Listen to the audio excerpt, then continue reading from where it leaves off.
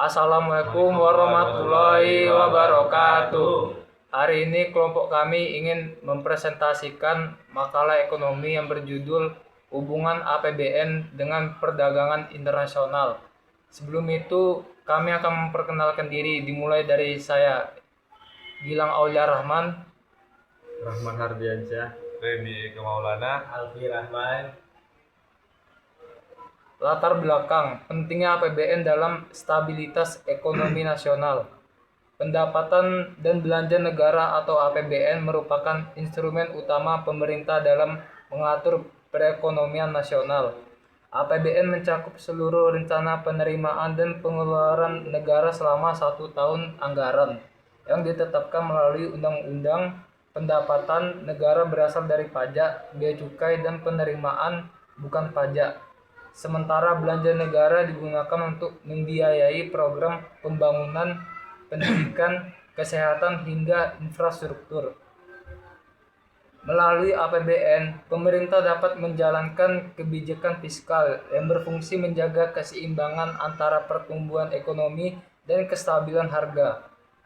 Mekanisme ini memastikan bahwa setiap rupiah yang dibelanjakan memiliki dampak langsung terhadap kesejahteraan masyarakat dan produktivitas ekonomi nasional.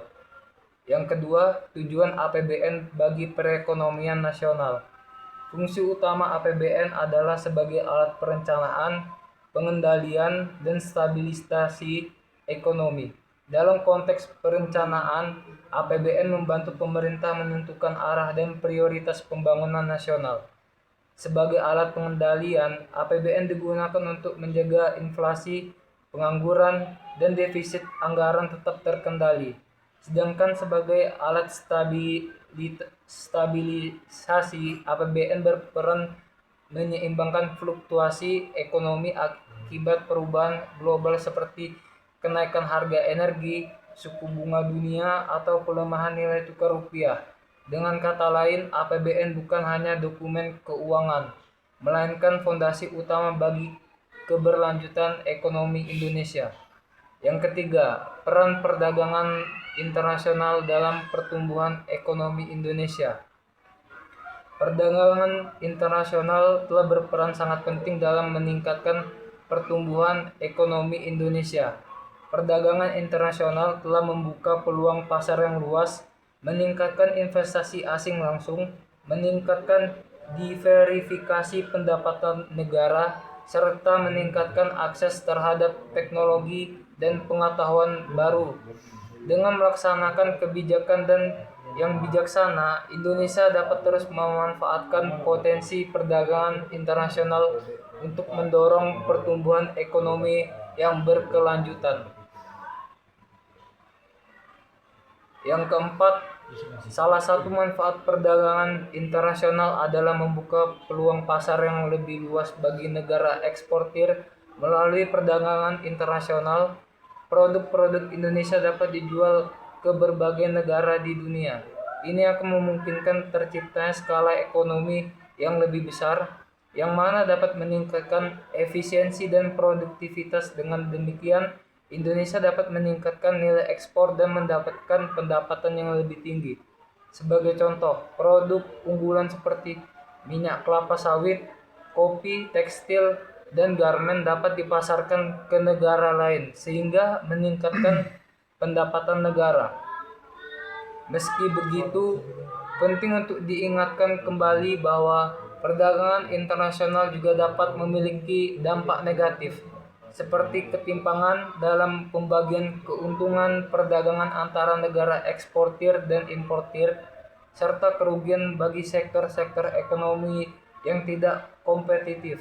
Oleh karena itu, pemerintah Indonesia perlu melaksanakan kebijakan yang bijaksana dan terencana untuk mengelola perdagangan internasional, seperti melakukan kerjasama regional dan meningkatkan daya saing sektor ekonomi dalam negeri. Bab 1. Konsep dasar APBN. A. Definisi dan fungsi APBN.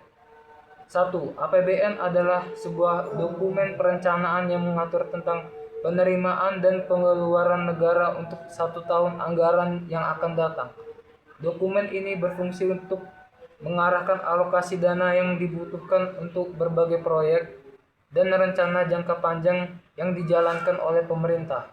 Yang kedua, APBN tidak hanya sekedar mengatur pendapatan dan belanja negara, tetapi juga berperan sebagai alat untuk mendukung efisiensi pemerintahan dalam pengelolaan keuangan negara. Melalui APBN, pemerintah dapat memenuhi prioritas pengeluaran yang telah ditetapkan, memastikan distribusi dana yang adil, dan mencapai tujuan fiskal yang diinginkan. Yang ketiga, salah satu tujuan utama dari perencanaan anggaran ini adalah menanggulangi inflasi dan mendukung pertumbuhan ekonomi yang bertujuan pada peningkatan kesejahteraan masyarakat. Dengan demikian, APBN berfungsi sebagai instrumen penting dalam menjaga kestabilan ekonomi dan memajukan kesejahteraan sosial di Indonesia. B. Struktur APBN. Yang pertama, pajak dalam negeri. Pajak penghasilan atau PPH dari migas dan non-migas. Pajak pertambahan nilai atau PPN dan pajak penjualan atas barang mewah PPN NBM. Yang kedua, pajak bumi dan bangunan PBB. Yang ketiga, cukai, misalnya cukai rokok dan minuman beralkohol. Yang kedua, pajak luar negeri. Yang pertama, bea masuk atau impor. Yang kedua, pajak ekspor. Selanjutnya, penerimaan bukan pajak PNBP. Yang pertama, sumber daya alam, misalnya minyak, gas, dan mineral. Yang kedua, laba BUMN. Yang ketiga, PNBP lainnya, biaya layanan, denda, dan lain-lain. Selanjutnya, hibah, bantuan dari luar negeri atau lembaga internasional yang sifatnya tidak mengikat. Selanjutnya, belanja negara, belanja pemerintah pusat atau kementerian, lembaga, subsidi, belanja pegawai infrastruktur. Yang kedua, transfer daerah dan dana desa atau TKDD. Yang selanjutnya, pembiayaan digunakan untuk menutup defisit atau mengelola surplus, biasanya melalui penerbitan surat berharga negara atau SBN, pinjaman atau pemanfaatan saldo anggaran. Selanjutnya, peran APBN sebagai kebijakan fiskal. Yang pertama, mengatur penerimaan negara lewat pajak, bea, dan sumber lain. Yang kedua, mengalokasikan belanja negara untuk pembangunan, pendidikan, dan kesehatan, serta program sosial. Yang ketiga, menjaga stabilitas ekonomi dengan menyesuaikan belanja dan pajak saat inflasi atau resesi. Yang keempat, mendistribusikan kesejahteraan melalui subsidi dan bantuan sosial. Yang kelima, mengelola defisit dan utang agar fiskal tetap sehat.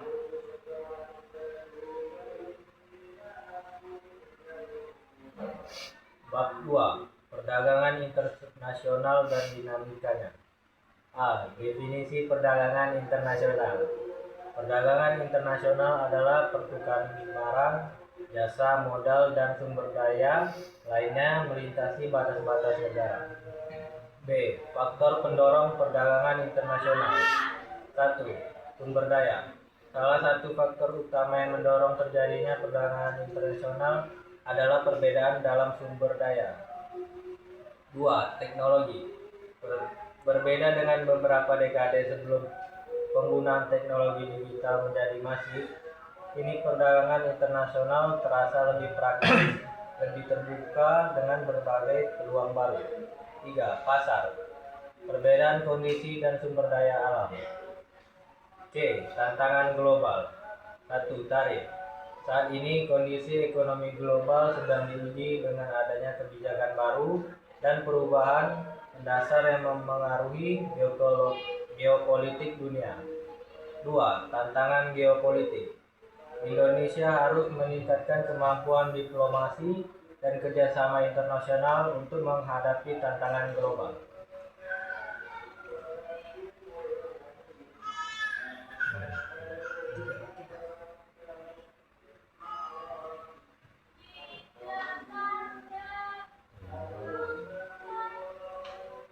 Bab 3. Hubungan APBN dengan ekspor dan impor. A. Kebijakan fiskal dalam mendukung daya saing ekspor.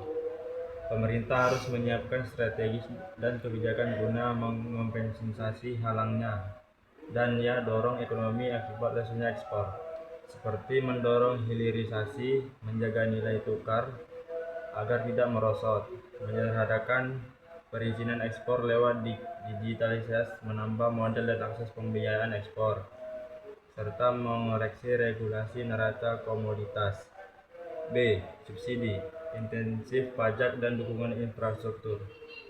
Subsidi ekspor adalah kebijakan pemerintah yang ingin mendorong ekspor barang dan mengurangi penjualan barang di dasar domestik dengan menggunakan pembayaran langsung, pinjaman berbunga rendah, keringanan pajak untuk pengekspor, atau iklan di negara lain yang didanai oleh pemerintah.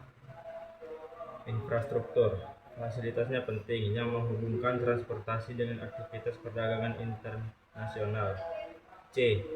Dampak penerimaan negara dari bea masuk dan pajak ekspor impor. Bea masuk dan pajak ekspor impor masuk merupakan bagian dari penerimaan kepabeanan dan cukai atau PKC dalam APBN. Keduanya berkontribusi langsung pada penerimaan negara sekaligus berfungsi sebagai instrumen produksi dan pengendali arus barang. D. Pengaruh APBN terhadap komoditas unggulan. Kontribusi besar dari komoditas unggulan, batu bara dan mineral menyumbang penerima melalui pajak, bea ekspor dan royalti. Windfall effect. Saat harga komoditas naik, penerimaan APBN melonjak. Saat harga turun, penerimaan melemah. Hal ini membuat APBN sangat sensitif terhadap fluktuasi harga global. Bab 4. APBN Perjanjian Dagang Internasional. A. Peran APBN dalam mendukung kesepakatan dagang bilateral, multilateral. 1. Bilateral. APBN bertindak sebagai bantalan sekaligus pendorong tanpa menjadi pertumbuhan ekonomi yang nyata bagi masyarakat. 2. Multilateral. APBN bertindak sebagai perisai dan fondasi agar yang kuat kesepakatan dagang di atas kertas tidak berubah. Ekonomi Indonesia tetap kokoh di tengah arus global yang serba cepat. B. Kerja keras. Perdagangan terbesar di dunia di Indonesia bergabung bersama 9 negara ASEAN lainnya, ditambah Australia, Tiongkok, Jepang, Korea Selatan, dan Selandia Baru. Peran APBN, pemerintah mengalokasikan anggaran untuk harmonisasi sistem bea cukai digital guna mendukung arus barang antara negara anggota yang mengacup hampir 30% PDB dunia. C. Inflasi fiskal dari perjanjian dagang tarif bea masuk internasional. Inflasi. 1. Tarif ketika Indonesia mencapai tarif rendah atau 0% dalam perjanjian seperti RCEP atau EI-CAP, terjadi fenomena yang disebut Bab 6. Kelebihan dan kelemahan kebijakan APBN dalam mendukung perdagangan internasional. 1. Kelebihan: peningkat daya saing produk. 2. Penyedia infrastruktur vital. 3. Perisai dari guncangan global. 4. Daya tawar dalam negosiasi. 2. Kekurangan. Hilangnya potensi penerimaan. Ketergantungan industri pada subsidi. Resiko defisit anggaran. Ketidakpastian akurasi target.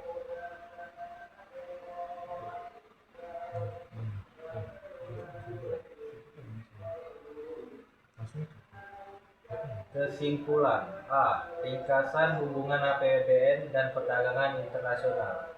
Pemerintah menggunakan dana APBN untuk menciptakan ekosistem dagang yang kompetitif melalui pembangunan. Ringkasan hubungan APBN dan perdagangan internasional. Pemerintah menggunakan dana APBN untuk menciptakan ekosistem dagang yang kompetitif melalui pembangunan infrastruktur, pelabuhan, bandara, dan jalan tol yang dibiayai APBN, diplomasi ekonomi, insentif pajak. 2. Aktivitas ekspor dan impor secara langsung mengisi pundi-pundi APBN melalui biaya masuk, biaya keluar, pajak dalam negeri. 3. Ketika dunia internasional bergejolak, APBN berperan untuk menahan inflasi, proteksi industri. Tanpa APBN, perdagangan internasional Indonesia akan lesu karena kalah saing dalam hal biaya dan infrastruktur. B. Implikasi bagi pembangunan ekonomi berkelanjutan. Hubungan antara APBN dan perdagangan internasional dalam kerangka pembangunan ekonomi berkelanjutan berfokus pada bagaimana kebijakan fiskal hari ini menjamin kesejahteraan generasi mendatang. Transformasi menuju ekonomi hijau. Aspek lingkungan menjadi syarat utama. APBN berperan melalui limit budget pledging, insentif pajak hijau, nilai ekonomi karbon. Hilirisasi industri untuk nilai tambah jangka panjang pembangunan berkelanjutan. Diversifikasi ekonomi, kemandirian teknologi. Inklusivitas melibatkan UMKM dalam rantai pasok global pembangunan. Ekspor UMKM, pembangunan daerah 3T. Stabilitas fiskal sebagai fondasi berkelanjutan. Tanpa APBN yang sehat, pembangunan akan berhenti saat terjadi krisis global. Dana abadi, pengurangan ketergantungan utang. Pengurangan ketergantungan utang dengan ekspor yang kuat, cadangan devisa meningkat dan nilai tukar rupiah stabil. Sekian yang dapat kami sampaikan. Kurang dan lebihnya mohon dimaafkan. Wassalamualaikum warahmatullahi wabarakatuh.